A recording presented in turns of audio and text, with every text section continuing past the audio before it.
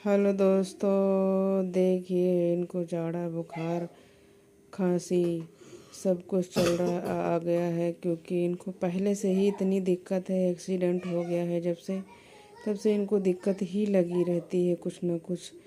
तो जाड़ा देखो, जाड़ा लग के बुखार आया है तो दो, एक कम्बल और एक रजाई ओढ़ रखे हैं। तो दोस्तों प्लीज़ आप लोगों से रिक्वेस्ट है कि आप लोगों के आगे हाथ जोड़ते हैं और ज़्यादा से ज़्यादा इनको सपोर्ट करें। मेरे चैनल को सब्सक्राइब करना बिल्कुल ना भूलें, बेल आइकन दबाएं और दोस्तों जितनी हो सके इतनी हमारी मदद करें। Bye bye.